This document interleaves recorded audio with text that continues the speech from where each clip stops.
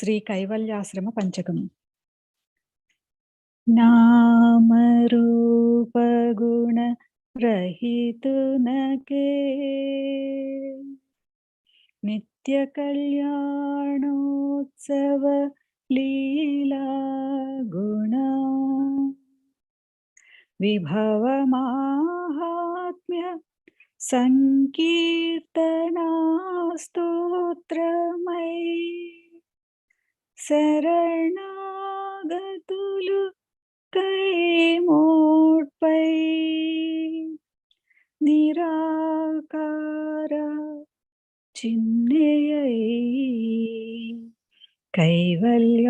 కైవల్యాశ్రమమై చలాచల బోధయై రమణీయమాయే రమణీయమాయే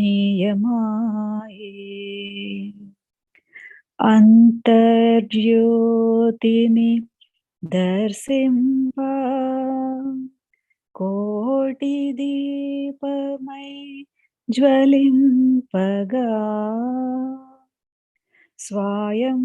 స్వయంభూవైన జ్యోతిర్మయలింగ ప్రజ్ఞానమంతా పంచాక్షరి పంచప్రణవమై చేద్రహిత చిన్మయై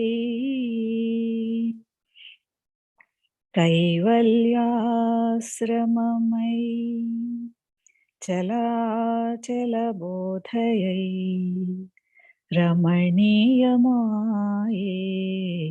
రమణీయమాయే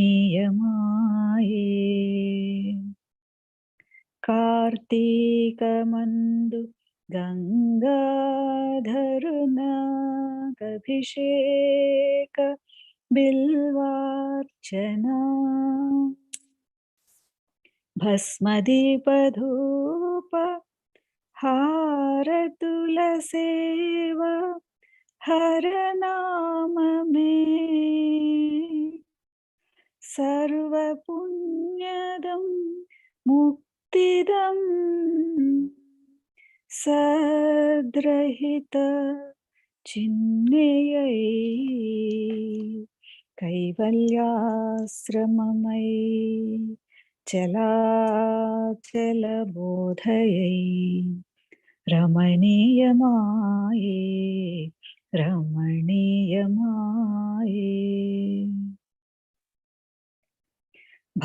భవనాసన నిరాశ్రయ నిరాధార నిశ్శబ్దమై విశ్వేశ జగదీశ్వర పరమేశ్వరానుసంధాన నాదమై సర్వశూన్యమై నిష్కళయైన చిన్మయై కైవల్యాశ్రమమై చలాచల బోధయై రమణీయమాయే రమణీయమాయే ఆకాశ దీపమంటూ మ్రోక్కేరు మనుజులెల్లరు కార్తీకమందు సర్వముక్తిదాయకమని సోమసూర్యాగ్నుల వెలిగడి కేవలాత్మా చిన్మయై కైవల్యాశ్రమమై చలాచల బోధయై రమణీయమాయే రమణీయమాయే రమణీయమాయే ఇతి సద్గురు విరచిత శ్రీ కైవల్యాశ్రమ పంచకం సంపూర్ణం. హరిః ఓం. శ్రీ గురుభ్యో నమః. హరిః ఓం. ఓం. ఓం. గురుర్బ్రహ్మా గురుర్విష్ణుః గురుర్దేవో మహేశ్వరః గురుర్సాక్షాత్ పరం బ్రహ్మ. తస్మై శ్రీ గురవే నమః. బ్రహ్మానందం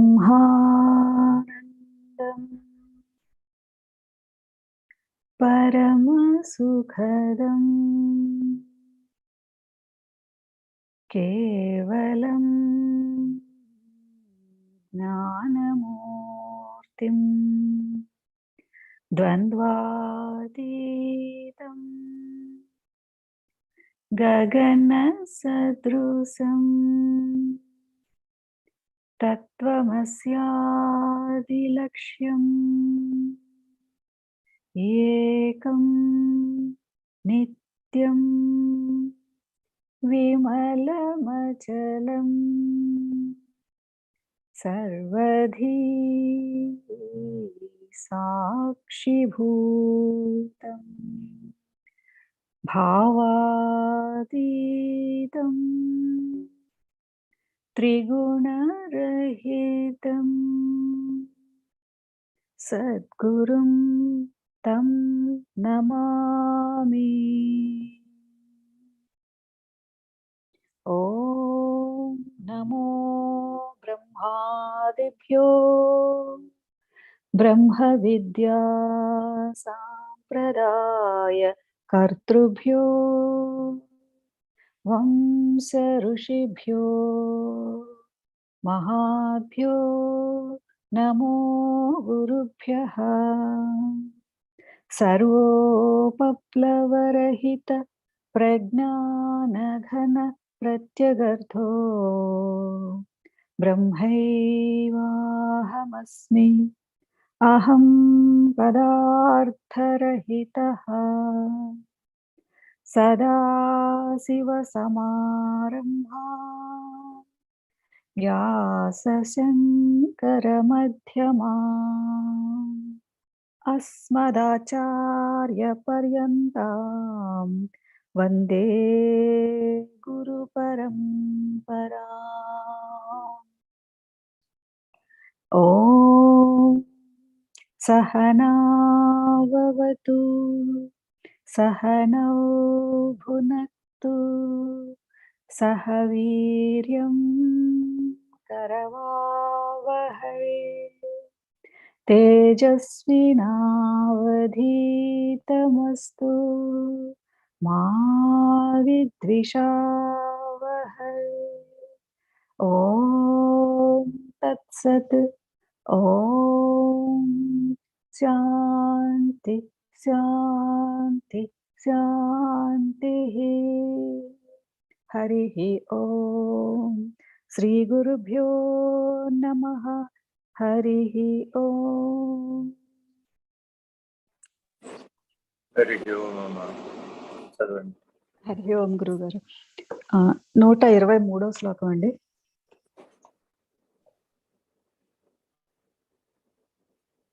న గురోరాశ్రమే కుర్యాత్ దుష్పానం పరిసర్పణం దీక్షావాక్యా ప్రభుత్వాది గురోరాజ్ఞాంచకారయేత్.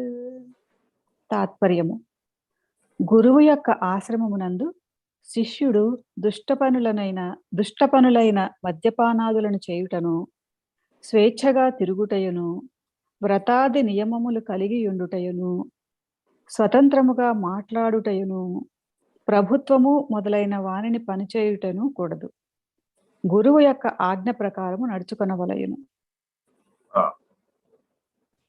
మానవుడిలో ప్రవృత్తి నివృత్తి రెండు స్థాయిలలో బుద్ధి పనిచేస్తుంది.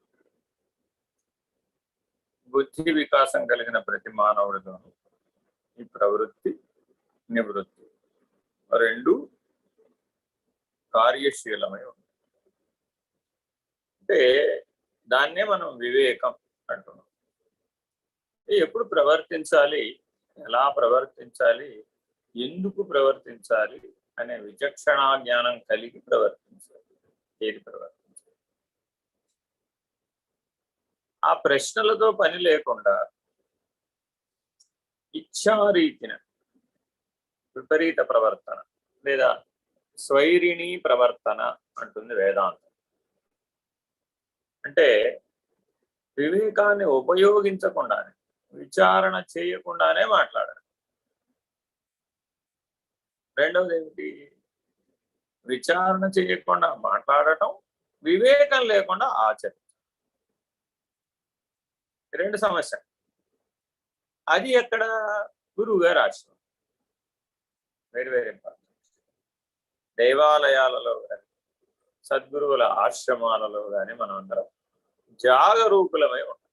ఏ క్షేత్రానికి వెళ్ళినా కూడా, ముఖ్యంగా అవిముక్త క్షేత్రాలు, స్వయంభూ క్షేత్రాలు, సద్గురువుల యొక్క ఆశ్రమాలు, వీటి యందు జాగరూకులై మనిషి ప్రవర్తించాలి. ఎందుకని?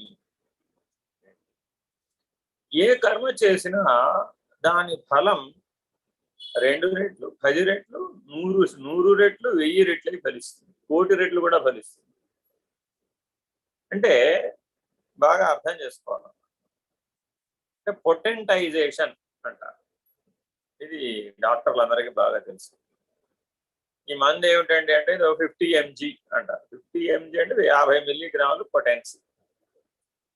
సరిపోకపోతే 100 mg, ఇంకా సరిపోకపోతే 500 mg, ఇంకా సరిపోకపోతే 1000 mg, ఇంకా సరిపోకపోతే ఇంజక్షన్, ఇంకా సరిపోకపోతే.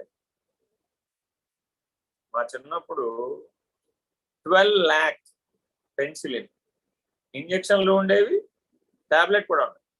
12 lakh పెంటిట్స్, 12 లక్షలు mg. ఒక డాక్టర్ గారు అడిగాను, నాకు దాదాపు ఒక 6 నెలల పాటు జ్వరం తగ్గలేదు. రెగ్యులర్ గా జ్వరం వస్తూనే ఉండేది. 6 నెలలు రోజు జ్వరమే, రోజు జ్వరమే. రోజు ఏంటండి దీనికి ఏదన్నా ఫుల్ స్టాప్ పెట్టండి అంటే, ఇంకా లాభం లేదండి. ఈ అబ్బాయికి 7 lakh పెంటిట్స్ ఒక డోస్ వేసేయాల్సిందే అంట. ఎటు 7 లక్షల ఏకంగా వేసే ఉంటాడా మనిషి? అట్లా అనుకోమాకండి. అది అవసరమైనప్పుడే వేస్తాం, సూపర్లేటివ్ డోసులు అంటారు అని. ఆ పొటెన్సీ గురించి మాకు అర్థమయ్యేది చెప్పొచ్చాను. అలాగే హోమియో డాక్టర్లు కూడా చెప్తూ ఉంటారు. 200 అని, 800 అని, 1M అని, 10M అని, CM అని, అలా రకరకాల పద్ధతులు వాళ్ళ పద్ధతులు. అలాగే సద్గురువులు నివసించినటువంటి ప్రాంతం, ఆ ఆశ్రమ ప్రాంతం ఏదైతే ఉంటుందో అక్కడ వారి తపశ్శక్తి అంతా కూడా పారపోస్తారు. కాబట్టి మనం అక్కడ చేసేటటువంటి ఏ కర్మ అయినా సరే, ఏ ఆలోచన అయినా సరే, ఏ విచారణ అయినా సరే, ఏ సంకల్పమైనా సరే, ఏ పారాయణైనా సరే, ఏ అనుష్ఠానమైనా సరే, ఏ విధి విధానమైనా సరే శతాధికమై ఫలిస్తుంది. నీకు తెలియదు. అది నీ సూక్ష్మ శరీరం మీద, నీ కారణ శరీరం మీద అది ప్రభావితం అవుతుంది. ఏమంటే స్థూలంగా నాకు వెళ్ళొచ్చాను, మా గురువు గారి దగ్గరకు 2 చేతులే ఉన్నాయి కదండి, 4 చేతులు రాలేదు. స్థూలంగా రావు, సూక్ష్మంలో వస్తాయి నీకు దివ్యత్వం వస్తే. కాబట్టి దేవతలందరికీ సాధారణంగా 4 చేతులు కనపడుతుంటాయి. మీరు ఏ దేవతల ఫోటోలైనా. ఎందుకని 4 చేతులు అంటే వాడు 4 చేతుల పని చేయగలిగిన సామర్థ్యం కలిగిన వాడని అర్థం. మానవుడేమో 2 చేతుల పని చేయగలుగుతాడు, దేవతలు 4 చేతుల పనిని చేయగలుగుతాడు. అంటే మన సామర్థ్యం పెరిగే కొద్దీ మనకి ఇచ్చే పని కూడా పెరుగుతుందా పెరగదా? గ్యారంటీగా పెరుగుతుంది. ఇది గుర్తుపెట్టుకోవాలి. గురువు గారి దగ్గరికి వెళ్ళానంటే నాకు చాలా విషయాలు తెలిసినాయండి, చాలా జ్ఞానం వచ్చిందండి. ఓ జ్ఞానానికి తగిన కర్మ కూడా ఇవ్వవు. ఇది గుర్తుపెట్టుకోవాలి. పెట్టి జ్ఞానంతో పరిసమాప్తం అవ్వదు. ఎందుకని? ఆ జ్ఞానం వినియోగంలోకి వస్తేనే కదా నీకు విజ్ఞానం అయ్యేది, ఆచరణీయం అయితేనే కదా నీకు విజ్ఞానం అయ్యేది. కాబట్టి ఆ ఆచరణీయత వచ్చినప్పుడు నువ్వు ఏమైనా పొరపాట్లు చేస్తావా? ఈ ఉపదేశంలో ఆ పొరపాట్లు చెప్తున్నా. ఎందుకని అంటే ఎవరు నన్ను చూడటం లేదు అని అనుకోవడం పొరపాటు కదా. అందుకని పరమాత్మ ములుగురుతో సందులేక సర్వత్రా వ్యాపించి ఉన్నాడు, నీ హృదయంలో కూడా ఉన్నాడు. సద్గురుమూర్తి సర్వత్రా వ్యాపించి ఉన్నాడు, నీ హృదయంలో కూడా ఉన్నాడు. కాబట్టి మనం ఏ ఆలోచన చేసినా, ఎక్కడ చేసినా, నేను గురువుగారి ఆశ్రమంలో లేను కదండి, మా ఇంట్లోనే కదా నేను ఉన్నాను, నా ఇష్టం వచ్చిన నేను ఆలోచించవచ్చు కదా కాసేపు. ఒరే, నీ హృదయంలో ఉన్నవాడిని ఎక్కడికి పంపిస్తావు? పంపించలేవు కదా. కాబట్టి నువ్వు నీ మనసులో ఆలోచన చేసినా కూడా నీ హృదయంలో ఉన్నవాడికి తెలుసు. అంటే వాళ్ళకి తెలియకుండా, పరమాత్మకు తెలియకుండా, సద్గురువుకు తెలియకుండా ఆలోచన కూడా ఆలోచించారు. ఆఖరికి కళ కూడా కనలేదు. గుర్తుపెట్టుకోవాలి, వెరీ వెరీ ఇంపార్టెంట్. ఎలా అంటే గురువు సాన్నిధ్యంలో గనక ప్రత్యక్షంగా గనక నువ్వు నిద్రపోతూ ఉంటే, నిద్రపోతే ఒకవేళ ఈ సందర్భంలో మనం అందరం కొన్ని సందర్భాలలో 3 రోజులు, 4 రోజులు, 5 రోజులు, 6 రోజులు ఆశ్రమాల్లో ఉంటాం. అప్పుడు మనం అంతా కలిసే ఉంటాం. అప్పుడు ఆ సద్గురుమూర్తి యొక్క ప్రభావం నీ కలలో పనిచేస్తుంది. నీకు వచ్చే కళలు ఏమిటో ఆయనకి తెలుస్తాయి. నువ్వు కనే కళలు ఏమిటో ఆయనకి తెలుస్తాయి. ఓ, ఈ జీవి ఈ రకమైనటువంటి వ్యామోహంలో ఉన్నాడు, ఈ జీవి ఈ రకమైనటువంటి చిక్కులో చిక్కుకుని ఉన్నాడు. సాధనపూర్వకమైన చిక్కులు కూడా ఉంటాయి. అవన్నీ గ్రహించాలంటే నీ కళని విశ్లేషించాలి. నీ కళని నీకు విశ్లేషించుకోగలిగే శక్తి నీకు ఉండదు.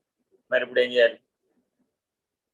ఎవరో ఒక సద్గురుమూర్తి సహాయం కావాలి. అందుకని ఏ క్షేత్రాలకు వెళ్ళినా కనీసం త్రిరాత్ర వ్రతం చేయాలి. ఏ సద్గురుమూర్తి ఆశ్రమానికి వెళ్ళినా త్రిరాత్ర వ్రతం చేయాలి. తప్పక 3 రాత్రులు ఉండాలి. ఎందుకు అంటారు? ఎందుకంటే ఇందుకు నీ సూక్ష్మ శరీరాన్ని వాళ్ళు బాగు చేస్తారు, నీ కారణ శరీరాన్ని వాళ్ళు బాగు చేస్తారు. అప్పుడు ఏమవుతుంది నీకు? అవి ఎప్పుడైతే శుద్ధమైపోయినాయో సహజంగానే నీకు ఆ శుద్ధ చైతన్యం యొక్క స్పర్శ, ఆ శుద్ధ చైతన్యం యొక్క అనుభూతి కలుగుతుంది. అలా మేలుకుంటావు, ఆ అవకాశం వస్తుంది. మరి అక్కడికి వెళ్ళి కూడా ఇంకా ఇంద్రియాలకు సంబంధించిన తామసిక వృత్తులు కానీ రాజసిక వృత్తులను కానీ కలిగి ఉన్నామనుకోండి, అప్పుడు ప్రయోజనం లేదు కదా. అంత కష్టపడి అక్కడికి వెళ్ళి చేసిందే ఉంది. భగవాన్ సత్యసాయిబాబా వారు అంటారు, ధర్మవరంలో దిగి అందరూ, అప్పట్లో బస్సు డైరెక్ట్ గా ట్రైన్ లేదు, ధర్మవరంలో దిగి అందరం బస్సుకి వెళ్ళేవాళ్ళం. ధర్మవరంలో దిగేంత వరకు బాగానే ఉంటాడట, బాబా బాబా అనుకుంటూ భజనలు చేసుకుంటూ వస్తాడ ప్రశాంత్ ఎక్స్ప్రెస్ లో. అందరూ పుట్టపర్తి వెళ్ళే వాళ్ళే ఉంటారు, దాదాపు 90% మంది. అందరూ ధర్మవరంలో దిగుతారు. దిగిన తర్వాత నుంచి ఎవరి దోవన వారు పుట్టపర్తి చేరుతారు. చేరిన తర్వాత సరాసరి బాబా గారి దర్శనానికి వెళ్ళలేదు, సద్గురు దర్శనానికి వెళ్ళలేదు. ఆ హోటల్లో ఏసీ రూమ్ బాగుందా, ఈ హోటల్లో భోజనం బాగుందా, ఆ హోటల్లో ఎలా ఉంది, ఈ హోటల్లో ఎలా ఉంది, ఆ హోటళ్ళ గురించి విచారణ చేసి ఆ హోటళ్లలో దిగి అక్కడంతా జాగ్రత్తగా అవన్నీ భద్రంగా పెట్టుకుని అప్పుడు సద్గురుమూర్తి దగ్గరికి వెళతారు. మరి ఏమంటారంటే, నీ యోగక్షేమాలు సద్గురువుకు చూసుకోవడం చేత కదా, చేతవు కదా. మరి అటువంటిప్పుడు నేను ఫలానా హోటల్ అయితే బాగుంటాను, ఫలానా భోజనం అయితే నాకు బాగుంటుంది, ఫలానా సౌకర్యాలు అయితే నాకు బాగుంటుంది అని నీ నిర్ణయాలు నువ్వే తీసుకుంటే అది ఆత్మ నివేదన చేసినట్టు ఎట్లా అవుతుంది? నీ జీవితం మొత్తాన్ని పరమేశ్వరుడి చేతిలో పెట్టడం రావాలి. నీ జీవితం మొత్తాన్ని తను మన ధన ప్రాణములను పరమేశ్వరార్పణం చెయ్యాలి. అది కదా ఆత్మ నివేదన అంటే, శరణాగతి అంటే. మరి అప్పుడు నా గురించి నేనే టేక్ కేర్ చేస్తానంటే అని ఎలా అంటావు? అనలేవు కదా. అన్నావే అనుకో, అప్పుడు సగం నువ్వు సగం నేను, అప్పుడు శరణాగతి ఎలా అవుతుంది అని ప్రశ్నిస్తాను. కానీ మనం అందరం అక్కడ దిగిన తర్వాత ఆశ్రయం ఎక్కడ అని ముందు నుంచి ఇక్కడి నుంచి బయలుదేరేటప్పుడే అంతా ఇప్పుడు ఆన్లైన్ బుకింగ్ వచ్చేసిన వాడు గొడవలేదు. అమెరికా నుంచి వచ్చేవాడు కూడా డైరెక్ట్ గా హోటల్ బుక్ చేసుకుని దిగుతాడు. ఇలా జాగ్రత్తగా ఆలోచిస్తే మనం ప్రతి చోట ఈశ్వర ఈశ్వర ఈశ్వర సద్గురు సద్గురు సద్గురు అంటున్నాం, కానీ ఆత్మ నివేదన స్థాయికి మనం చేరలేదు. నవవిధ భక్తి మార్గాలలో అందరూ వందనం చేస్తారు, అర్చనం చేస్తారు, విష్ణు స్మరణం చేస్తారు, పాదసేవనం చేస్తారు, కీర్తనం చేస్తారు, భజనలు బాగా పాడతారు. ఇలా సఖ్యం దాస్యం చూడండి, ఒక్కొక్క మీట అవతలకి వెళ్లే కొద్దీ బహిర్ముఖం ఉండదు. అక్కడికి సఖ్యం దాస్యంలో అంతా అంతర్ముఖమే. చాలా జాగ్రత్తగా ఈ ఉపదేశాన్ని మనం అర్థం చేసుకోవాలి. ఏమిటంటే ఆత్మ నివేదనకు అధికారిత్వాన్ని పొందాలి నువ్వు, అప్పుడు నువ్వు మిగలవు. ఆత్మ నివేదన చేసినవాడు వాడెందుకుంటాడు? ఎందుకని ఆత్మ అంటే నేను కదా. ఆ నేననే అహం పదమును శరణాగతి చేసాడు, నివేదన చేసాడు. మరి అప్పుడు నేననే పదం లేదుగా. అంటే మానవ జీవితం ఎక్కడి నుంచి ఎక్కడికి పరిణామం చెందుతుందట? అహం పదము నుంచి పరమ పదానికి పరిణామం చెంది. అందుకని మనం పుడుతూనే నేను పుడుతున్నాం, బేరమని ఏడుస్తూ పుడుతున్నాం, మరి ఏడుస్తూ పోతున్నాం. ఏడ్చేవాడు ఎవడంటే నేనే అంటున్నాను. అహం పదం, అహం పదం అర్థరహితమని రోజు ప్రార్థనలో ప్రార్థన చేస్తాం.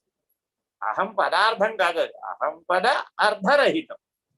అదనమాట. అంటే అర్థం ఏంటి? అహం పదానికి ఏ అర్థం లేదురా నాయన. నేనని ఓ చెలరేగిపోతుంటాడు జనం నుంచి మరణం దాకా. ఆఖరికి చిన్న పని చేసినా కూడా నేను అనవలసిందే. ఈశ్వరుడు నాకు అర్థం కాదు కానీ ఇవాళ గుడి అంతా కడిగానా లేదా, తుడిచానా లేదా, కనీసం రాత్రికైనా కనపడాలా వద్దా అంటారు. అహం పదం కదా. ఈశ్వరుడికి గజమాల వేశానా లేదా, ఎంత కష్టపడి మాల అల్లాను, ఎంత పొద్దు నుంచి రాత్రి దాకా బట్టి ఆ మాల తీసుకొచ్చి వేశానా లేదా. మరి అంత కష్టపడితే కనీసం ఈశ్వరుడు ఏదన్నా నాకు సాక్షాత్కారమో, దర్శనమో, అనుభవమో, మహిమో, కోరికలు తీర్చడమో ఏదో ఒకటి చెయ్యాలి కదా. ఆయన కూడా ఏమీ చేయకపోతే ఎలాగండి? ఆయన డిమాండ్, దాస్యం దాకా వచ్చిన వాడికి డిమాండ్ ఎలా ఉంటుంది? సఖ్యం దాస్యంలో డిమాండ్ లేదు. Very very important. సఖ్యం దాస్యం అనే పరిణామం బౌద్ధికమైన పరిణామం, బుద్ధిలో వచ్చే పరిణామం, వివేకంతో కూడిన పరిణామం. సాధారణంగా భార్యాభర్తలు జీవితకాలం స్నేహితులు అంటున్నారు, కానీ ఆశీర్వదించేవాడు సఖ్యంగా జీవించండి ఆయన అంటాం. అంటే అర్థం ఏమిటి? ఏదో ప్రపంచాలు వస్తూనే ఉంటాయి, ఆచార వ్యవహారాలు. ఆయన అటు ఇటు ఏదో చేస్తూ ఉంటారు. చేసినప్పుడు ఆ సర్దుబాటు ధోరణి బాహ్యంలో ఉండాలా, అంతరంలో ఉండాలా? అంతరంలో ఉందనుకోండి సఖ్యం. ఏమిటయ్యా దాంట్లో రహస్యం అంటే, నీ జ్ఞానానికి నేను సహాయపడతాను, నా జ్ఞానానికి నువ్వు సహాయపడతాను. That's all. జ్ఞానం అంటే అహం పద అర్థరహిత అంతే. జ్ఞానం అంటే ఏమిటి? అహం పదము అర్థరహితం అని తెలుసుకోవడమే జ్ఞానం. ఇది సఖ్యం. నీలో నేననే అహం పదం ఏదైతే ఉందో ఆ నేననే అహం పదాన్ని అర్థరహితమని నీకు తెలియజెప్పేటట్లుగా నేను ప్రవర్తిస్తాను. ఇది సహకరించడం. నాలో అహం పదం ఎవరికి వాళ్ళు తెలుసుకోలేరుగా. అద్దం ముందు నిలబడాల్సిందే, నువ్వు బొట్టు బాగా పెట్టుకున్నావో లేదా చూడాలి. అట్లాగే ఈ అహం పదం ఎదుటివాడు మనకు అర్థం అనమాట. నిలబడతాం, మన ప్రతిబింబం కనబడుతుంది, బాగున్నామా బాగోలేదు, వాడు మనకి ఎత్తి చూపిస్తారనమాట మనలో అహం పదం ఎలా పనిచేస్తుందో. కాబట్టి ఈ సృష్టి, ఈ ప్రపంచం, ఈ సంసారం, ఏ మనిషి అయినా, ఏ జీవైనా,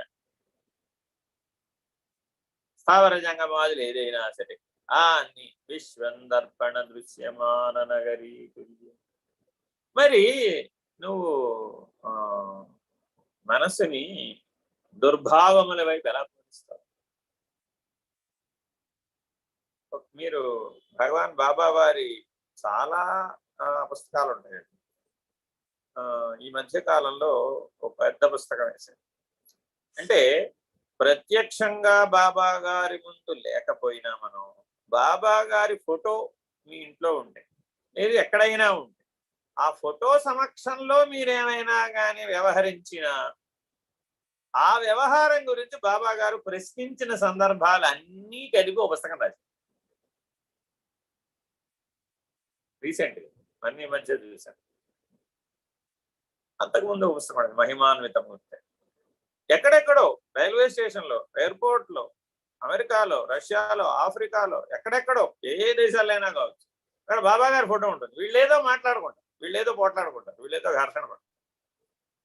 వెంటనే బాబా గారి దగ్గరికి మీరు అట్లా ఎందుకు మాట్లాడుతున్నారు, అది పొరపాటు కదా అని బాబా గారు అన్నాడు. లేడి స్వామి అమెరికాలోనో ఆఫ్రికాలోనో మేము ఇద్దరు ఏదో మాట్లాడుకుంటే మీరు పుట్టపర్తిలో ఉంటే ఆ విషయం గురించి అడుగుతుంది. అయ్యో సర్వాంతర్యామి కదా సార్. మరి నేను ఘర్షణ పడ్డానంటే లాభం లేదు. ఇంటి నిండా ఫోటోలు ఎందుకు పెడతాం? ఒక తోట పెడితే మరిచిపోతాం. అక్కడెక్కడో మూలే ఉన్నాడుగా, నన్ను గమనించడం లేదనుకుంటాడు. మనలో కిడ్ బాలుడు ఎప్పుడు మా అమ్మ చూడటం లేదు కదా అనుకుని చక్కగా లడ్డూలు మొత్తేసి మా లడ్డూ తినేస్తాడు, గుడ్డుకు అనిపించేస్తాడు. మనం కూడా అంతే, బాబా గారు చూడటం లేదు కదా, బాబా గారు అక్కడెక్కడో కదా ఉన్నాడు, ఈశ్వరుడు అక్కడెక్కడో కైలాసంలో కదా ఉన్నాడు. ఇలాంటి దుర్భావములు మనలో పొడసూపుతాయి, అది ప్రమాదాన్ని కలిగిస్తాయి. సద్భావములు ఎట్లయితే శతాధికమై ఫలిస్తాయో దుర్భావములు కూడా శతాధికమై ఫలిస్తాయి. గుర్తుపెట్టుకో. ఆవేశంతో వ్యవహరించాం, రజోగుణంతో వ్యవహరించాం, అదే స్థిరమైపోతుంది. అదే తమో గుణంతో వ్యవహరించాం, అదే నిశ్చయం, ఇంకా జీవితకాలం ఆ తమోగుణం నుంచి వాడు పెట్టుకోండి. అందుకని జాగరూకులై ఉండాలి. ఎందుకనంటే మానవుడు పుడుతూనే రెండు సమస్యలతో పుట్టాడు. ఒకటి నానాత్వం, రెండు మిథ్యాత్వం. వాడికి ఎవరు చెప్పక్కర్లా, వాడి మనసుకి నానాత్వం మిథ్యాత్వం అనే రెండు లక్షణాలు ఉంటాయి. త్వం అంటే నేను, ఆ త్వం అనే నేనుకి నానాత్వం ఎప్పుడు అనేకత్వమే, అది ఎప్పుడు ఏకత్వానికి రాదు. అలాగే ఎప్పుడు మిథ్యాత్వమే, తత్కాలవత్ అనుభవాన్నే కోరుకుంటుంది. తత్కాలవత్ అంతాన్ని, తత్కాలవత్ సుఖాన్ని, తత్కాలవత్ ఘర్షణని, తత్కాలవత్ అనుభవాన్ని, తత్కాలవత్ ఆవేశాన్ని, తత్కాలవత్ ఆనందాన్ని, ఇలా ఒకటేమిటి ఎన్నన్నా చెప్పండి, అదంతా తత్కాలవత్ మిథ్యాత్వం. కాబట్టి మానవ జీవితం అంతా కూడా నానాత్వం మిథ్యాత్వంతో ముగిసిపోతుంది. జాగ్రత్తగా గ్రహించాల. చూడండి, ఏదైనా సందర్భం రాగానే ఇల్లంతా అలంకరిస్తాం. అసలే రేపు వినాయక చవితి, అందరూ చకచకా చకచకా ఇల్లంతా శుభ్రపరిచి జగదగా విఘ్నేశ్వరుని ఆహ్వానించడానికి మీ ఇంటిలో బాగా తోరణాలు కట్టి బాగా అలంకారం చేసి బాగా పూజలు చేసి పత్రిక పూజ చేసి అధాంగ పూజ చేసి రేపు అంతా అందరూ ప్రపంచం అంతా హడావిడి, భారతదేశం అంతా హడావిడిగా ఉంటుంది. మరి ఏ ఇంటిలోకి అన్నారు బాబా గారు, ఏ ఇంటిలోకి? స్వామి నిర్భయానందులు అక్కడికి వచ్చేవారు, విజయవాడ, ఉయ్యూరు, అక్కడ గుడ్లో లేరు, ఇలా కొన్ని చోట్లకి వచ్చేవారు సత్సంగాలు జరుగుతున్నప్పుడు కానీ ఏదైనా కార్యక్రమం. అందరు ఏమడిగారు, స్వామి మా ఇంటికి రండి, స్వామి మా ఇంటికి రండి, స్వామి మా ఇంటికి రండి. ఏ ఇంటికి రావాలి అని అడిగారు. ఇన్ని ఇల్లేది. ఇప్పుడు గణేశ్వరుడిని మనం ఏ ఇంటికి పిలవాలి? ఆయన స్థానం మూలాధార అధిష్టానం. ఇది బాగా అందరికీ తెలుసు, సత్సంగ సభ్యులందరికీ తెలుసు. ఇప్పుడు గణేశుని యొక్క కృప ఎక్కడ పొందాలి నువ్వు అంటే మూలాధారాన్ని అధిగమించడానికి ఆయన యొక్క కృప కావాలి. మూలాధారానికి స్వాధిష్టానానికి మధ్యలో ఉన్న శక్తి క్రియాశక్తి. ఆ క్రియాశక్తిని దాటాలి, అధిగమించాలి. ఎందుకు, ఎట్లా అధిగమించాలి? కర్మ ఫలాపేక్ష లేకుండా నిష్కామ కర్మతో అధిగమించాలి, వేరే మార్గం లేదు. ఆ నిష్కామ కర్మ చేసే వాళ్ళకే గణపతి అనుగ్రహం కలుగుతుంది, మిగిలిన వాళ్ళకి కలగదు. ఆయన పని ఏమిటి? విఘ్నరాజో వినాయక. నీకు వచ్చేటటువంటి అడ్డాలు క్రియాశక్తిని దాటడానికి, ఆ కర్మ యొక్క పరిమితిని దాటడానికి ఏ ఏ అడ్డంకులైతే నీలో ఉంటాయో సూక్ష్మంగా అక్కడ ఆ విఘ్నాలను తొలగిస్తాడు. అందులో ఉన్నవేగా ఈ స్థూలానికి వచ్చేది, కాబట్టి ఆ విఘ్నాలను తొలగిస్తాడు. అందుకని ఆయన విఘ్నరాజు, అధిష్టానం. మరి మనం జీవితమా అంతా బహిర్ముఖంలో ఆరాధించామా, అంతర్ముఖంలో ఆరాధించాలా? అంటే అసలు బహిర్ముఖం నుంచి అంతర్ముఖానికి తిరగడానికి గేట్ ఎవరయ్యా అంటే ఆ గణాధిపతి. గుణములను దాటించేవాడెవడో ఆయనే గణనాయకుడు అన్నారు భగవద్గీత. ఎవరయ్యా నీ గేట్ ఏమిటి? లోపలికి వెళ్ళడానికి నీ అడ్డం ఏమిటి? గుణం వేరే ఉంది అడ్డం. బహిర్ముఖమా అంతా గుణ ప్రవృత్తి, మరి నివృత్తిలోనూ గుణాతీతం. ఈ ప్రవృత్తి గేట్ నుంచి నివృత్తి గేట్ తెరుచుకుని లోపలికి వెళ్ళాలంటే మధ్యలో ఆ గేట్ దగ్గర నీకు ఒక దేవత అనుగ్రహం కావాలి, సహాయం కావాలి. అనుగ్రహం అంటే సహాయం. ఎప్పుడు ఇది గుర్తుపెట్టుకో. మీ అనుగ్రహం కావాలంటే అంటే అర్థం ఏంటి? వారి సహాయం, వారి చైతన్యం నీలో పనిచేయాలి. గణనాథుని ఎందున్నటువంటి చైతన్యం నీలో ప్రవేశించి నిన్ను బహిర్ముఖంలో నుంచి ఎత్తి అంతర్ముఖంలో పడేయాలి. ఈ ప్రవృత్తిలోంచి ఎత్తి నివృత్తిలో పడేయాలి. అప్పుడు నీకు ఈశ్వరుని అనుగ్రహం కలిగింది. అదేమిటంటే వినాయకుడు అనుగ్రహం, గణేశ్వరుడు. అందులో ఆయనలో పనిచేసేది కూడా ఈశ్వరుడే. మళ్ళీ ఆయన వేరే అనుకోమాకండి, అంతా ఈశ్వరుడే. ఏ రూపమైనా, ఏ అనుగ్రహమైనా, ఏ విధానమైనా, ఏ అధిష్టానమైనా, ఏ ఆశ్రయమైనా అంతా ఈశ్వర అనుగ్రహం. ఈ మధ్య మర్చిపోకూడదు. విశ్వేశ్వరుడు వేరే, వెంకటేశ్వరుడు వేరే, గణేశ్వరుడు వేరే అలా అనుకోకూడదు. సుబ్రహ్మణ్యేశ్వరుడు, అక్కడ కూడా ఈశ్వరుడు. ఏం చెప్పినా ఈశ్వరుడు. అమ్మవారు ఈశ్వరి, ఎలా చెప్పినా అదే విషయం. కాబట్టి ఉన్నటువంటి దైవీ తత్వం, తత్పదం, బ్రహ్మపదం ఎప్పుడు ఒకటే. ఈ నానాత్వం అంతా త్వం పదంలోనే ఉంది. జాగ్రత్తగా గ్రహించాలి.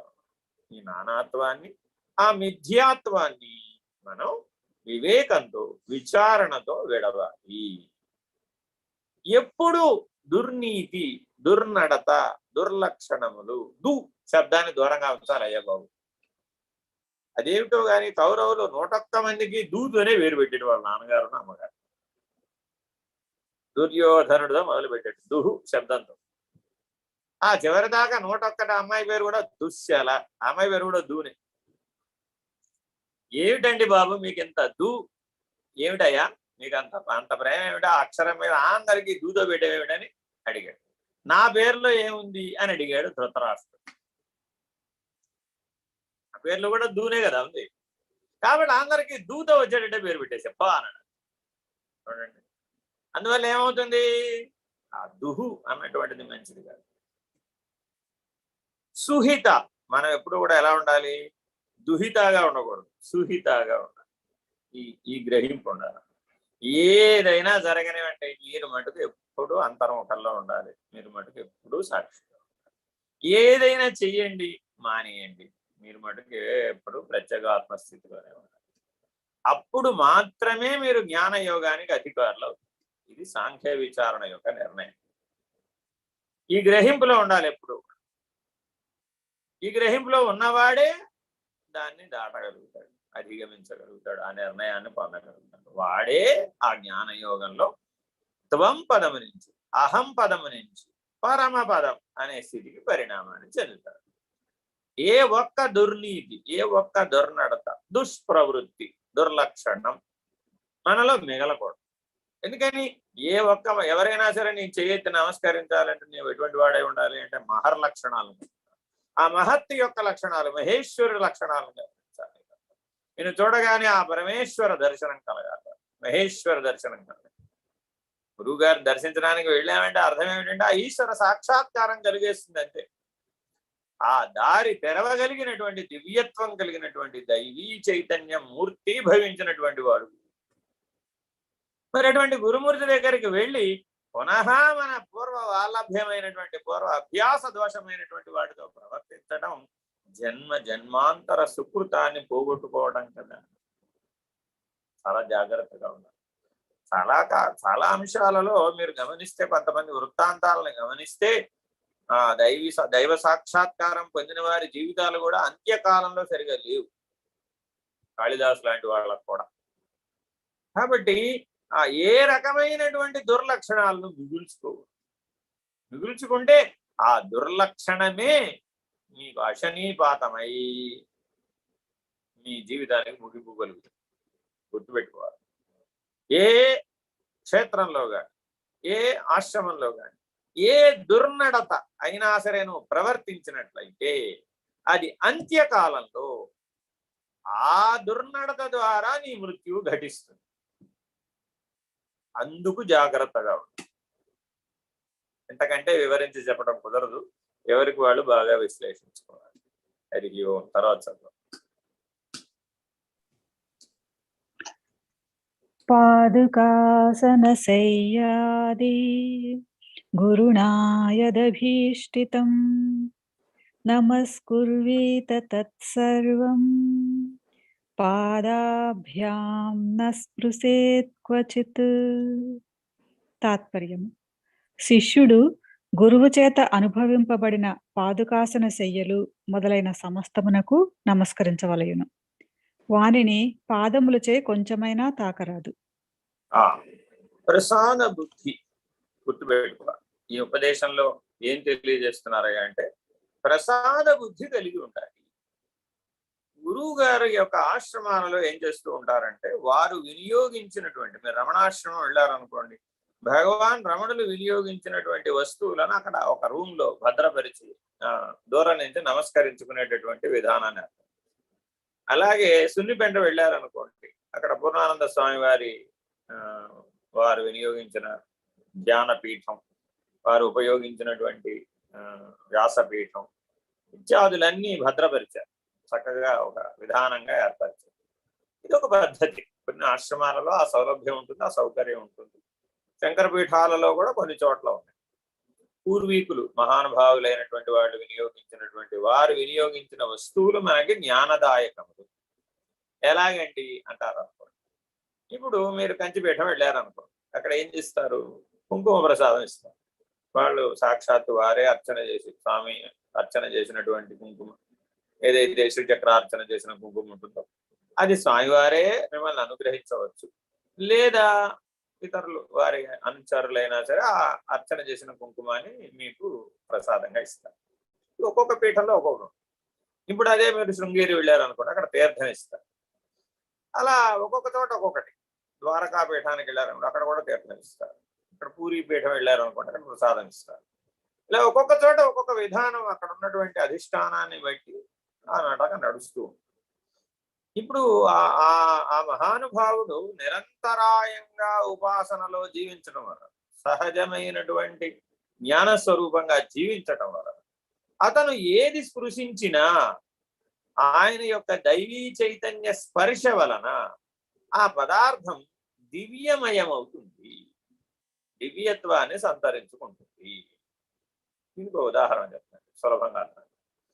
పెద్ద పట్టు చీర 50,000, 1,50,000 రూపాయలు పట్టు చీర పట్టుకుని అమ్మవారి దేవస్థానానికి తీసుకెళ్ళారు. అమ్మవారికి చదివించారు. కామాక్షిగో, విశాలాక్షిగో, అన్నపూర్ణకో, లేకపోతే మీనాక్షిగో ఎవరికో చదివించో, లేదో దుర్గమ్మ వారికో ఇస్తే వాళ్ళు ఏం చేస్తారు? ఇప్పుడు కాదమ్మా, చాలా విలువైన చీర తెచ్చారు, మీరు అమ్మవారికి కడతాం, ఎప్పుడు కట్టాలో చెప్పండి అంటే పలానా డేట్ని కట్టండి అంటే ఆ డేట్ని కడతారు. అమ్మవారికి కట్టిన తర్వాత ఆ చీర నాకు ప్రసాదంగా కావాలన్నారు అనుకోండి, సరే అలాగేనమ్మా, ఆ ప్రసాదానికి ఇంత ధరని ఉంటుంది, అక్కడ ఆ ధర చెల్లించేసి మా చీర కట్టి మీకు శేషవస్త్రంగా ప్రసాదం ఇస్తారు, ఆ రోజు రండి అంటారు. సరే అమ్మవారికి అలంకారం చేస్తారు.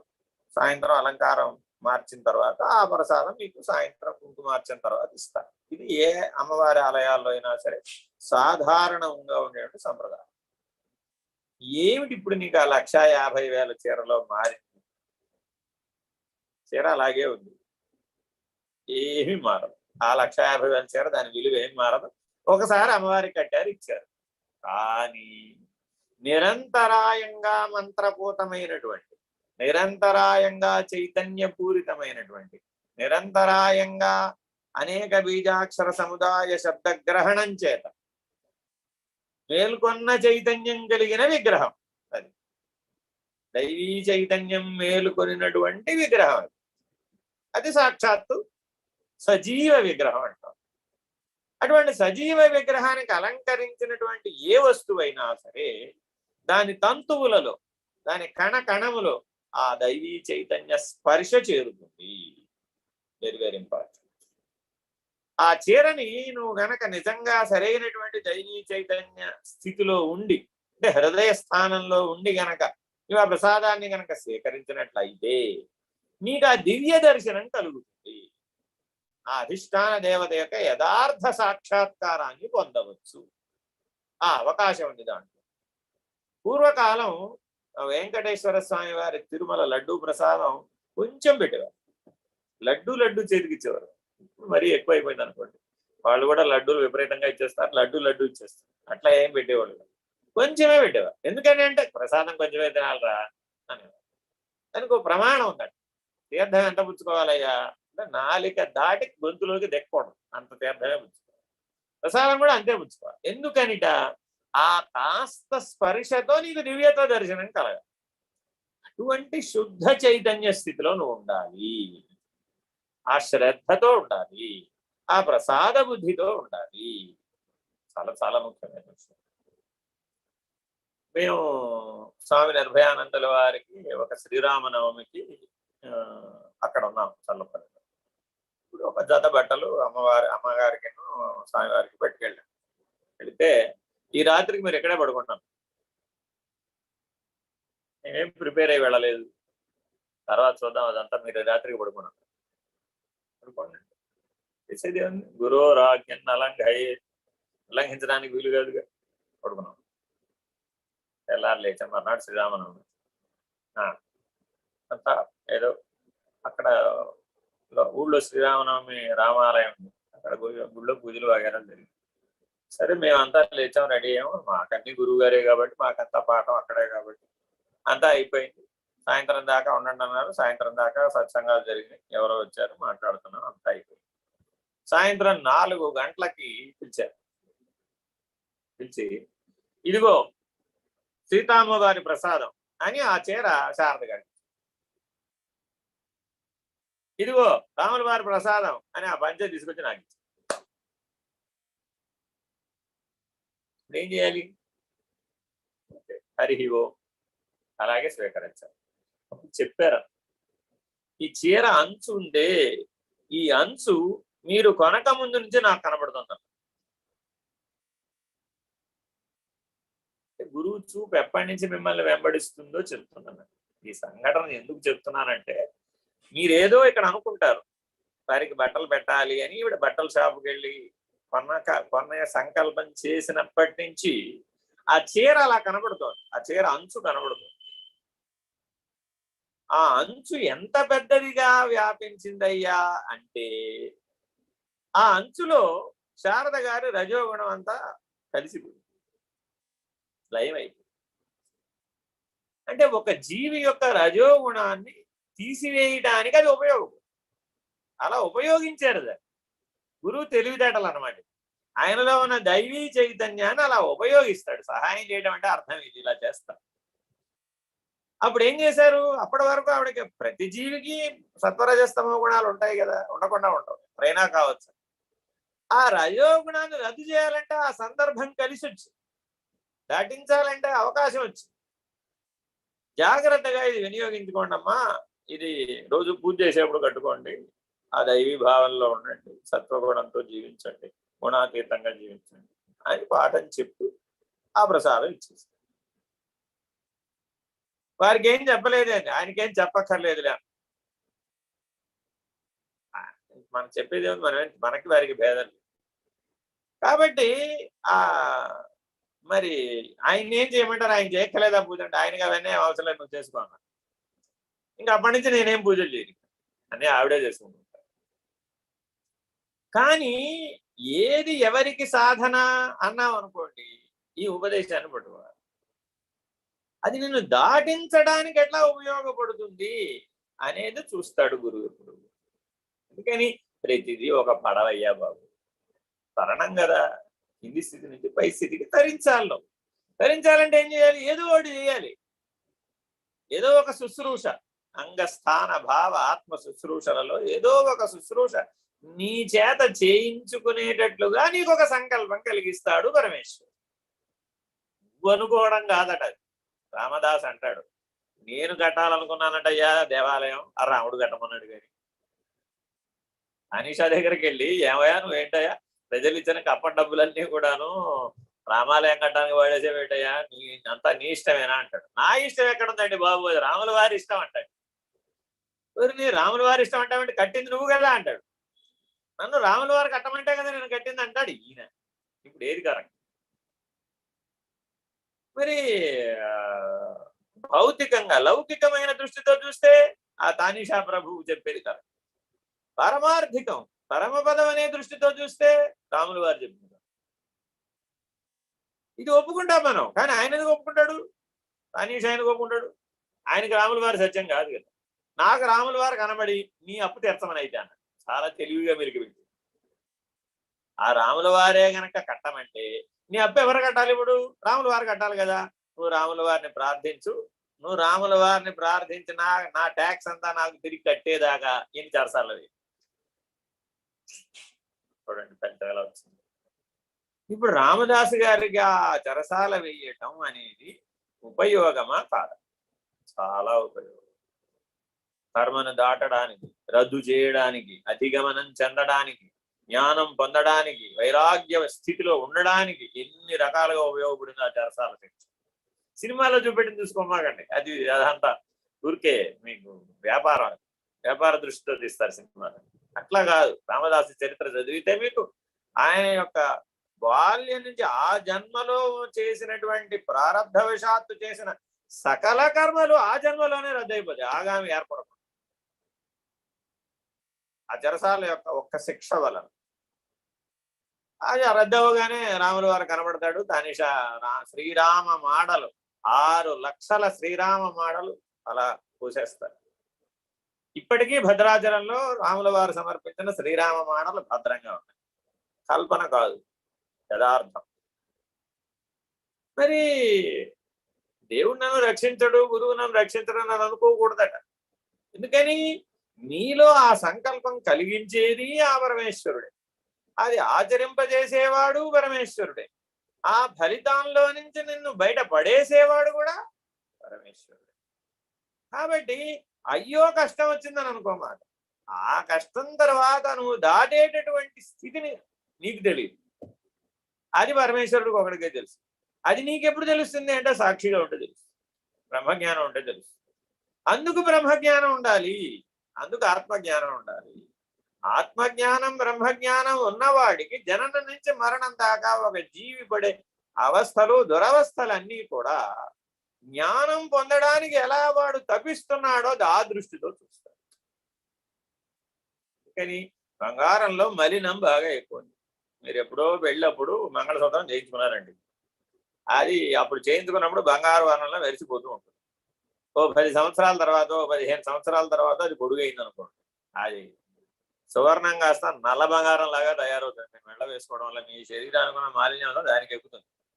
పట్టుకెళ్ళారు అనుకోండి బంగారం షాప్ వాడు, ఏమంటే ఏమిటంటే ఇది బంగారమేనా, ఇది నల్ల బంగారం, శుభ్రంగా బాగు చేసి మళ్ళీ మెరుగు పెట్టిస్తే మెరుగు పెడితే బంగారం పోతుంది.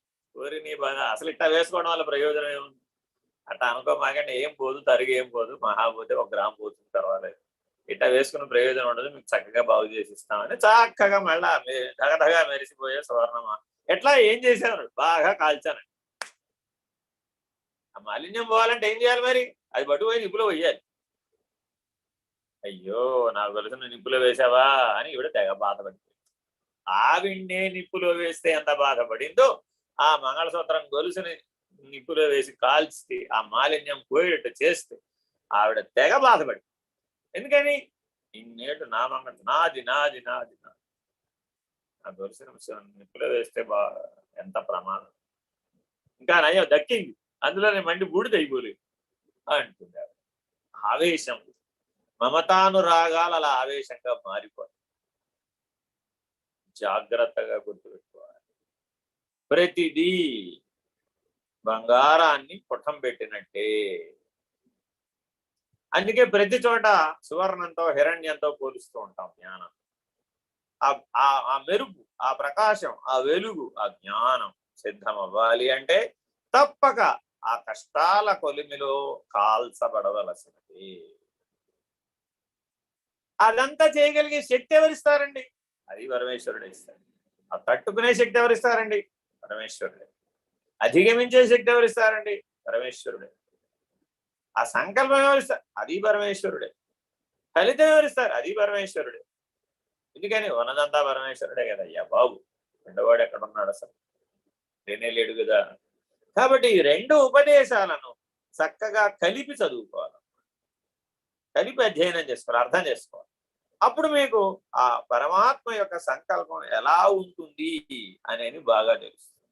అందువలన ఆ సద్గురుమూర్తి ఉపయోగించినటువంటి ఏవైనా సరే ఆ దైవీ చైతన్యంతో పూరించబడి ఉంటాయి. కాబట్టి అందుకే మనం వారి శరీరాన్ని భద్రపరిచి ఒక అధిష్టానంగా ఏర్పరిచి దానిపై ఒక శివలింగాన్ని పెట్టి దాన్ని మనం ఆరాధన చేస్తూ ఉంటాం. కారణం ఏమిటి అంటే ఇదే. ఇక్కడ ఒక నియమం కూడా చెప్తున్నారు చేసి చెప్పేటప్పుడు. ఏమని చెప్తున్నారు? పొరపాటున కూడా తృణీకార భావంతో వాటిని స్పృశించరాదు. పాదములతో తాకరాదని ఉంది కదా అక్కడ, అది వాచ్యార్థం. అంటే అర్థం ఏంటి? తృణీకార భావంతో చూడకూడదు. ఏముందండి చెక్క కుర్చీ, ఏముందండి కళ్ళజోడు, ఏముందండి చేతి కర్ర, ఏముంది దాంట్లో, ఆయన వాడిన చెంబు, ఆయన వాడిన పళ్ళెం అన్నారు అనుకోండి, పోయింది. పదార్థగతంగా ఎప్పుడైతే దిగిపోయామో అప్పుడు ఏమైపోయింది? తృణీకార భావం వచ్చేసి. ఇలా ఆయన చుట్టుపక్కల ఉన్న వాళ్ళలో ఎంతమందికో అటువంటి తృణీకార భావం ఉండవచ్చు.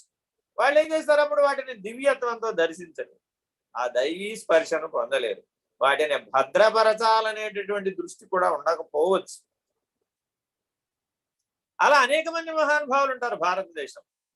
అసలు ఎవరెవరికి తెలియదు, ఎవరెవరికి ఏం చేశారో కూడా తెలియదు. ఇప్పుడు అంతా ఊరికే మాట్లాడుకుంటున్నాం కానీ అసలు ఆ స్థూలాన్ని దాటి సూక్ష్మంలో, సూక్ష్మాన్ని దాటి కారణంలో, కారణాన్ని దాటి మహాకారణంలో, మహాకారణం దాటి సమిష్టి సూక్ష్మం, సమిష్టి కారణం, సమిష్టి మహాకారణం. ఈ 8 తలాలు దాటేటప్పుడు అసలు ఎవరెవరికి సహాయం చేస్తున్నారో వాళ్ళకు రూపం ఉందో లేదో ఎవరికి తెలియదు. జరిగిపోతూ ఉంటుంది, వెళ్ళిపోతూ ఉంటాడు. ఆ తలంలో ప్రవేశించగానే అక్కడ సహాయం చేయవలసిన మహానుభావులందరూ సిద్ధంగా ఉంటారు, వాడిని తీసుకెళ్ళిపోతూ ఉంటారు, అంతే ముందుకెళ్ళిపోతూ ఉంటాడు. ఆ మొదటి గేడు దాటించడం వరకు ఈయన పని, తర్వాత అంతా పరమేశ్వరుడు చూసుకుంటాడు. ఏం పరిణామం జరగాలో జరిగిపోతుంది. దానికి ఉదాహరణ చెప్తారు. కొండ మీద నుంచి రాయి కింద పడాలండి, ఎన్నిసార్లు తోయాలి? ఓసారి తోస్తే చాలు, డామని కింద పడు, కింద పడేలాగా ఆగాలి. కింద పడిపోయిన రాయిని కొండ ఎక్కించాలండి. ఇప్పుడు ఈ 2 ఉపమానాలు స్వామి నిర్భయానందలు ఎప్పుడూ చెప్తారు. పైనున్న రాయిని కింద పడేయటం అంటే ఎవడైనా చేస్తాడు, ఏముంది? ఓ దోపు దోస్తే దొరుకుంటూ అదే పోతుంది. కానీ గురువుకి ఏం పని అప్పచెప్పబడుతుందయ్యా అంటే కిందున్న రాయిని పైకి చేర్చాలి. రాయి తనంతట తానే కొండపైకి ఎక్కుతుందా? ఎట్టెక్కుతుంది? ఈ రాయి లాంటి వాడు శిష్యుడు. వీడిని ఎట్టాగొట్ట నానా కష్టాలు పడి డొర్లించుకుంటూ పైకి ఎక్కించి ఆ కొండ మీద శీర్షానికి చేర్చాలి. అలాగదా మరి కొండల మీద గర్భగుడిలో దేవుణ్ణి పెట్టింది. మరి ఎలా పెట్టారు? మరి అక్కడెక్కడో కేదార్నాథ్లో ఆ కేదార్నాథ్ ఆలయాన్ని ఎలా కట్టారు? అసలు అంత పెద్ద పెద్ద శిలల్ని ఎలా తరలించారు? మన పెద్ద వరద వచ్చి ఊరు కొట్టుకుపోయింది కానీ ఆలయానికి అయినా. పైగా భీమశిల అని ఒక పెద్ద శిల వచ్చి అక్కడ అడ్డం పడి ఆ భీమశిల తగిలి వరద పక్కకు పోయింది. ఇప్పుడు ఆ భీమశిల ఎలా కొట్టుకొచ్చింది? పరమేశ్వర అనుగ్రహం. ఎప్పటిదో మంచు యుగం అంట. ఈ భూమండలం మీద మధ్యలో మంచు యుగాలు వస్తూ ఉంటాయి. యుగ సంధుల కాలంలో మంచు యుగాలు వస్తుంటాయి. హేమ యుగాలు అంటారు వాడు. అంటే మొత్తం మంచుతో కప్పుకుపోతుంది. ఈ జీవజాలం అంతా మంచు కిందకు పోతుంది. అలా 4 హిమయుగాలు చూసేసిందట ఆ కేదార్నాథ్. మరి పాండవులు కేదార్నాథ్ నిర్మించలేదు. పాండవుల కంటే ముందే కేదార్నాథ్ ఉంది. ద్వాపర యుగానికి ముందే కేదార్నాథ్ ఎప్పుడు కట్టబడడం తెలియదు. దాని కార్బన్ డేటింగ్ తో మంది మధ్య పరిశీలన చేస్తే 4 హిమయుగాలు చూసిందండి ఇది అంటున్నారు. 4 హిమయుగాలు అంటే 4 యుగాల కంటే ముందుంది, హృదయం కంటే ముందుంది. మరి అసలు ఎలా కట్టారో ఏమిటో. మన ఇంట్లో మనం చీపురితో ఇల్లు ఉడచడానికే దానికి తొంపదం ఎంత బాగా పనిచేది, అంతేనా కాదు? ఇల్లు ఉడవాలంటే ఎంత ఇల్లు, ఏం ఉడవాలి, ఎవరు ఉడవాలి, ఏమిటి కథ, దాని గురించి పెద్ద చర్చ విచర్చ. ఎందుకని? త్వంపదం. అంత పెద్ద పెద్ద పనులు చేసినా వాళ్ళలో త్వంపదం లేదు, పరమపదం. ఒకరిని తరింప చేయాలని ప్రతి శ్వాసలోనూ అనుకోవాలట గురువు. అలా నిరంతరాయంగా భావన చేయాలంటే ఒకరిని ధరింప చేయాలంటే అది కిందనున్న రాయి పైకి ఎక్కించడం. ఎప్పుడు అనుకుంటూ ఉంటాడట వీడేమైపోయాడు. మీరు కూడా మీ పిల్లల గురించి అట్లా అనుకో. ఎవరైతే తన హృదయంలో సద్గురువుని ప్రతిష్ఠించుకున్నారో, హృదయాశ్రయాన్ని పొందారు, ఆ శరణాగతిని పొందారు, ఆ ఆత్మనివేదన చేస్తున్నారు, ఆ సఖ్యం దాస్యం దాటి ఆత్మ నివేదన స్థాయికి వచ్చేస్తాడు. వాడి గురించి ఈయన ఎప్పుడూ పట్టించుకోవాలట. ఈయన మెలకువాకలా నిద్ర లేనివాడు కదా, ఆయనే ఎప్పుడు ఆయన బ్రహ్మనిష్టలో ఉండి వీడి సంగతి పట్టించుకోవాలి. ఏమిటండి ఎందుకు అలా జరుగుతుంది, ఎందుకు ఇలా చెప్తున్నారు అని వారిని అడిగాం. పిల్లాడు గుక్క పెట్టి ఏడుస్తున్నాడు. అయ్యా తల్లి ఏం చేయాలి అప్పుడు? పరిగెట్టుకు రావాలి, మరి పని అంటే ఎట్టా కుదురుతుంది? పిల్లాడు ఏడుస్తుంటే ఎప్పుడు వస్తుంది? మామూలుగా ఏడిస్తే రాదట, గుక్కబట్టి ఏడిస్తే వస్తుంది.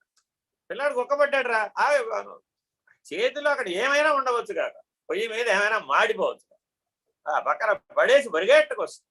అదిట పరమేశ్వరుడు చెబుతాడు. మరి మనకి గుక్కబట్టి ఏడవడం రాదు.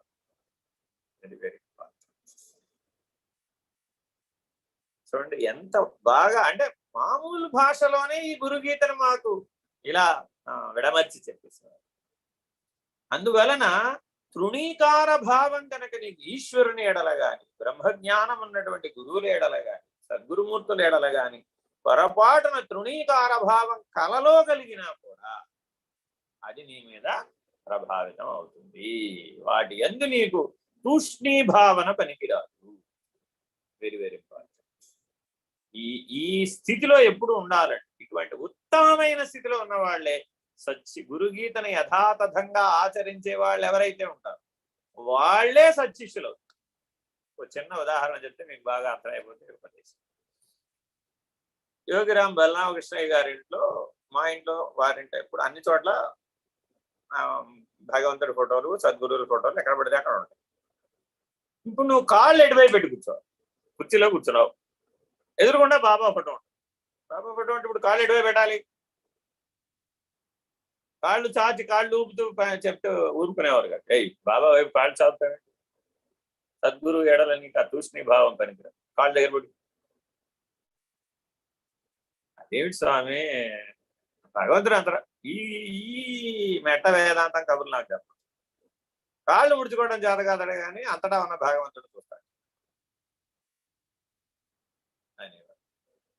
అంటే చిన్నపాటి ధర్మాలను, చిన్నపాటి సామాన్య ధర్మాలను ఆచరించడం చేత కాని వాళ్ళందరూ పెద్ద పెద్ద సత్యాలను, పెద్ద పెద్ద నిర్ణయాలను, పెద్ద పెద్ద వాటిని ఉటంకిస్తూ ఉంటారు. వాటిని ఎగ్జంప్షన్ కింద వాడుకోకూడదు. Very very important. గురువు గారు నిన్ను గొప్పవాడని అనవచ్చు, తనతో సమానుడని అనవచ్చు, నాకు ఆయనకి భేదం లేదని కూడా అనవచ్చు, కానీ నువ్వు అనరాదని. గురువు గారు అనొచ్చు, పరమేశ్వరుడు అనవచ్చు, అమ్మవారికి నాకు భేదం లేదు, కానీ అమ్మవారు అనకూడదు, నాకు ఆయనకి భేదం లేదు. స్త్రీవాదం అండి మీకు, ఎంత పురుషాహంకారం మీకు అన్నారు స్త్రీవాద సంస్థ. అంటే మా పార్వతీదేవి అప్పటి నుంచే మీరు అనగదొక్కుతున్నారు. సృష్టి ఆది స్థితి నుంచే శ్రీరాలు మందబుద్ధికి ఇలా అర్థం అవుతుంది. ఆ పరమేశ్వరుని సంకల్పానికి భేదం ఎక్కడుంది అసలు? లేనే లేదు కదా. కదిలితే అమ్మవారు, కదలకపోతే ఈశ్వరుడు, అంతే, ఇంకేం లేదంతే. ఇంతే రహస్యం. ఇది అర్థం కావాలి నీకు. అర్థం కావడం కోసమని ఇన్ని రకాలుగా చెప్తున్నారు. ఇంత బోధ చేయడం ఎందుకోసం అంటే కా కదలటట పరమేశ్వరుడు, కా కదిలిడు మాయ, అంతే. ఈ ఒక్క మెలిక గనక నీకు అర్థమైతే ఆత్మజ్ఞానం వచ్చేస్తుంది, బ్రహ్మజ్ఞానం వచ్చేస్తుంది, ఆ రహస్యం అర్థమైపోతుంది. అందుకని చెప్పేది ఏంటి? అనుభవ జ్ఞానం బాగా పరిశీలించాలి, బాగా శ్రద్ధగా పరిశోధించాలి, పరిశీలించాలి, ఆచరించాలి, అనుభవించాలి, నిర్ణయించాలి, అధిగమించాలి, నిరసించాలి. ఫైనల్ స్టేజ్ తత్వం పదం లేకుండా పోవాలి. ఆఖరికి తత్పదాన్ని కూడా వదిలేసి అసి పదంలో ఇప్పుడేగా తత్వమసి మహావాక్యం, నీకు అయమాత్మ బ్రహ్మము, సర్వం ఖలువిదం బ్రహ్మము, నేహనానాస్తి కించనగానో మారేది.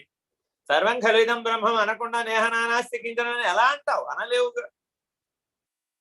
కాబట్టి ముందు సర్వం ఖలువిదం బ్రహ్మం అనే నిర్ణయం వచ్చిన వాడే నేహనానాస్తి కించన అనగలుగుతాడు, పరాన్ని నిర్ణయం చేశాడు. చాలా జాగ్రత్తగా గురువు యొక్క అందుబాటులో, గురువు ఎటువంటి వాడు అని అడిగామనుకోండి, మీరు ఎప్పుడైనా కొండ ఎక్కేటప్పుడు మెట్లు ఎక్కుతూ ఉంటారు అనుకోండి, పక్కన ఒక రైలింగ్ ఉంటుంది, మనం అందరం ఆ రైలింగ్ పట్టుకుని ఎక్కుతూ ఉంటాం.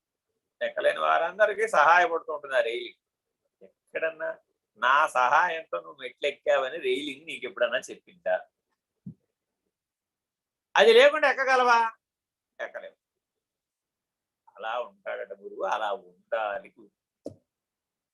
ఎక్కడానికి రైలింగ్ ఎలా సహాయమో మెట్లు ఎలా సహాయం. అలా మెట్లే లేకపోతే కొండెట్టెక్కుతావు, ఎక్కలేవు. చాలా క్షేత్రాలు ఉన్నాయండి, ఇంతవరకు మార్గాలు లేనటువంటి క్షేత్రాలు భారతదేశంలో చాలా ఉన్నాయి. శివస్వామి గారు, శ్రీశైలం శివస్వామి గారు అంటూ ఉంటారు, మీరన్నీ బాగా మీ వాళ్ళందరినీ విమానాలను బస్సులో ఉన్న క్షేత్రాలకే పట్టుకెళ్తున్నారండి, బాగా సుఖంగా పట్టుకెళ్తున్నారు మీరు మీ వాళ్ళందరూ. అసలు వాళ్ళని సరైన క్షేత్రాలకు తీసుకెళ్ళాలి మనం. ఒక 15-20 కిలోమీటర్ల అడవిలో నడిచి వెళ్ళి అక్కడ 3 రోజుల నుండి మనమే అన్నం వండుకొని, మనమే నైవేద్యాలు పెట్టి, మనమే పూజలు చేసి, మనమే అంతా చేసుకుని, అన్ని మనమే చేసుకుని అట్లా చక్కటి ఆశ్రమ జీవనం జీవించి 3 రోజుల పాటు అలా తీసుకొద్దాం ఈసారి మీ వాళ్ళని. నడిపోయినసారి ఎందుకని చూశాడు ఈ హడావిడంతా. పెద్ద బస్సులు వేసుకెళ్ళడం, అక్కడికి ఏసీ రూముల్లో పడుకోబెట్టడం, ఆ తర్వాత 3 పూట్ల ఆహారం పెట్టడం, అన్ని సిద్ధపడి ఉంటే మన వాళ్ళు అప్పో చాలా కష్టపడిపోయామని ప్రతిరోజు ఫీల్ అయిపోవడం. ఇన్ని కష్టాలు ఉంటాయా అనటం వాళ్ళతో. ఏది అన్ని ఏర్పాట్లు చేసిన వాళ్ళతో. ఏర్పాట్లు చేసిన వాళ్ళకి ఏం కష్టం లేదు, అనుభవించేవాడికి కష్టాలు ఉన్నాయి. అవన్నీ విని శివస్వామి గారు నాకు ఒక సూచన చేశారు. ఈసారి మీరు శ్రీశైలం కానీ మరో చోటికి కానీ ఎక్కడికైనా తీసుకొస్తే నేను కూడా వస్తానండి. మన వాళ్ళని సాక్షాత్ అరణ్యంలో పట్టుకెళ్దాం. 15-20 కిలోమీటర్లు నడవాలి, నడిచెళ్ళి అక్కడ ఉండాలి, 3 రోజుల పాటు ఉండాలి. ఉండి చక్కగా అడవిలో ఎలా ఉంటుంది, కరెంట్ ఉండకూడదు, వైఫై ఉండకూడదు, నీ ఫోన్లు బంద్ చేయకూడదు, ఏం ఉండకూడదు. ఎందుకంటే ఆయన చూశాడు, ఆయన పాఠం చెప్తూ ఉంటే ఓ పక్క ఫోన్ వస్తుంది, ఈ పాఠంలోంచి ఆ ఫోన్లోకి వెళ్ళిపోతాడు, ఇంకా అయిపోయింది. కేవలం ఆయన వదిలిపెట్టదేగా అసలు వాడు. మరి అదే అడవిలోకి పోయాడు అనుకోండి, ఏ గొడవలు. అప్పుడు నీ సంసారంలో నుంచి, నీ ప్రపంచం నుంచి, నీ కుటుంబంలో నుంచి అసలు నిజంగా ఏమైనా బయటకు వస్తున్నావా నీకు తెలియడానికి, అంతే తప్ప అదేదో శిక్షించడానికని కాదు. వాస్తవం కూడా అనిపించింది నాకు, ఆయన చెప్పిన సూచన కూడా మంచిది. ఎందుకంటే ఆ వారు అలా తపస్సు చేశారు. ఆయన ఎంతో కాలం నుంచి అక్కడే అడవిలో ఉండి తపస్సు చేస్తున్నారు. ఆయనకి గొడవ లేదు. రోజులో ఎప్పుడో అర్ధరాత్రి మాత్రమే ఆయన ఫోన్ వాడతారు. 10:30కో 11కో అర్ధరాత్రి అరగంట సేపే ఫోన్ వాడతాడు. ఆ అరగంట మనకు కనబడుతుంటాడు ఆన్లైన్లో, మిగిలిన టైంలో కనపడతాడు. ఆయనకి ఏమన్నా మెసేజ్ పెట్టినా ఓ రోజు తర్వాత ఎప్పుడో సమాధానం ఇవ్వడం, ఎవరి చేతన్నా ఫోన్ చేయించడం చేస్తారు. అలా విశ్వాత్మ గారు కూడా ఉంటారు. ఆయన దగ్గర స్మార్ట్ ఫోన్ ఉండేది, చిన్న ఫోన్, డబ్బా ఫోన్ ఒకటి ఉండేది, నోకియా ఫోన్, పాత ఫోన్, మొట్టమొదట్లో వచ్చిన ఫోన్ ఉండేది, ఇంతే ఫోన్ అది. ఆ ఇంత ఫోన్తోనే రాత్రి 11:30 to 12 అరగంట సేపే ఆయన తీస్తారు విశ్వాత్మ గారు, అంతే. ఆ అరగంటలో చూస్తారన్నాడు ఎవరితో మాట్లాడాలి ఏంటి. అందులో అన్ని మిస్డ్ కాల్స్, మెసేజ్లు అన్నీ ఉంటాయి. ఏమున్నా ఆయనతో ఎవరితో మాట్లాడితే ఆయనకి ఆ దైవీ ప్రణాళికలో సంకల్పం ఉంటే ఆ ఒక్కటే ఆ కార్యక్రమం ఉన్న వాళ్ళతో మాట్లాడేవారు, మిగిలిన అంతా గోవిందుడు, పరమేశ్వరుడికి అర్పణ. ఆయనేమి నేను అందరికీ సమాధానం చెప్పాలన్న నియమం నాకు లేదండి అని. మరి మీ వేరే బోర్డ్స్ మాకు తెలియాలి కదా. నీకెందుకు తెలియాలండి, పరమేశ్వరుడు తెలుసుగా. పరమేశ్వరుడు కదా నన్ను రక్షించేది, ఆ పరమేశ్వరుడికి నా వేరే బోర్డ్స్ తెలుసు కదా, మీకందరికీ తెలియాల్సిన అవసరం ఏంటి. మాట అసలు మనం అనాలంటే మనం ఎంత దాస్య స్థితిలో ఉంటాం. ఇప్పుడున్న బంధాలు, శృంఖలాలు అన్నీ ఎంత బాగా విడవడం రావాలి. ఇవాళ మనకు ఒక మెసేజ్ వస్తే ఉండలేము, ఒక కాల్ వస్తే ఉండలేము, వాడు చెయ్యకపోయినా ఉండలేము, వాడు చేసినా ఉండలేము. అంత బలహీనమైనటువంటి స్థితి, అంత బంధం. ఆ ఫోన్ లేకపోతే జీవితం, ఆ కంప్యూటర్ లేకపోతే జీవితం, ఏసీ లేకపోతే అసలు లేదు జీవితం. ఇలా రకరకాలైనటువంటి బలహీనతలు రోజువారీ జీవితంలో చేరుకోవడం వలన మనలో నవవిధ భక్తి మార్గాల యొక్క ప్రభావం బలహీనపడిపోతూ. మరి జ్ఞానం అంటే ఆత్మనివేదన తర్వాత వచ్చేది కదా జ్ఞానం. అతనిలో ఈ 2 ఉపదేశాలు పూర్ణంగా వికసించు. ఎవరైతే సర్వ సమర్పణ, సర్వస్వ శరణాగతుడైనటువంటి సత్శిష్యుడు ఉంటాడో అతనిలో గురుగీత లక్షణాలన్నీ స్పష్టంగా ఉంటాయి. ఏ గురువు అయితే సద్గురుమూర్తి అయితే ఉంటాడో అశరీరుడై అతనిలో ఈ గురుగీతలో చెప్పిన గురువు లక్షణాలన్నీ స్పష్టంగా ఉంటుంది. అలా కనబడతాయి అక్కడ, వెతకక్కర్ల. వాళ్ళ జీవితమే అలా ఉంటుంది, ఆచరణపూర్వకంగా ఉంటుంది. అవి చూసే అసలు దీన్ని గ్రంథస్థం చేశారు. ఒక రకంగా చెప్పాలి అంటే మనందరికీ అందించడం కోసమని గ్రంథస్థం చేశారు. వాస్తవానికి ఒక గురువు దగ్గర ఒక శిష్యుడు పొందవలసినటువంటి విద్య. గురుగీత ఇలా గ్రంథంలాగా చదువుకునేది కాదు. గురువుకి చతుర్విధ శుశ్రూషలు చేసేటప్పుడు ఈ గురుగీత అభ్యాసంలో వచ్చేస్తుంది, ఆచరణలో వచ్చేస్తుంది. వచ్చి నిన్ను సాధకుడిని శిష్యుని చేస్తుంది, శిష్యుడిని సత్శిష్యుని చేస్తుంది. అలా ఆచరణీయమైనటువంటి గీత గురుగీత. హరి ఓం శ్రీ గురుభ్యో నమః. హరి ఓం.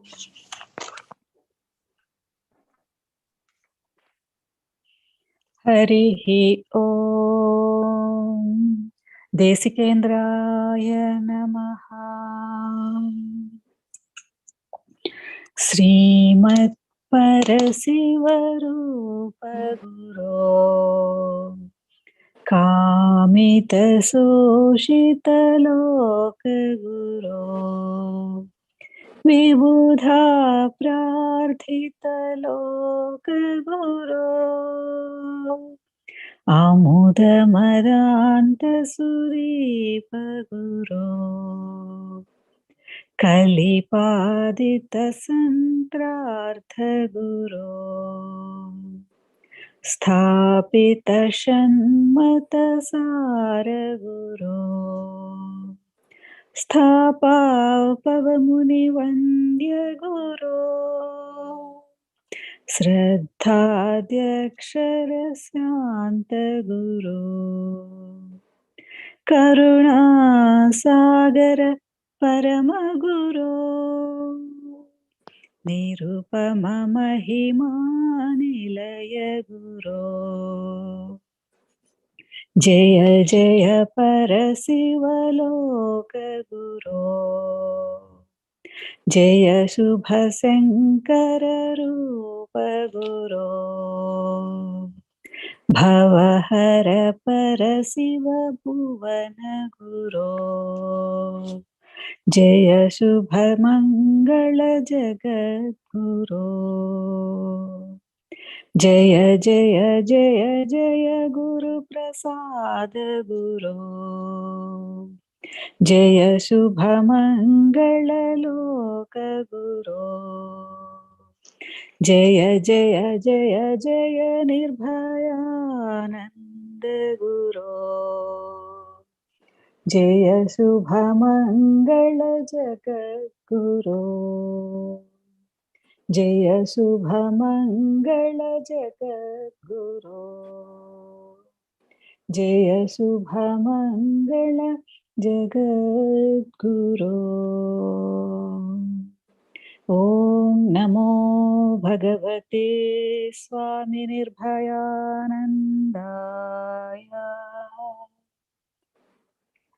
ఓం పూర్ణమదః పూర్ణమిదం పూర్ణాత్ పూర్ణముదచ్యతే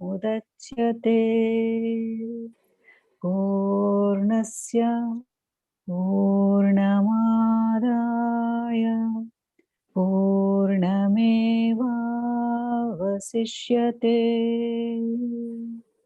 ఓం తత్సత్. ఓం శాంతి శాంతి శాంతి. హరి ఓం. శ్రీ గురుభ్యో నమః. హరి ఓం. నారాయణ నారాయణ. హరి ఓం. హరి ఓం. జై గురు.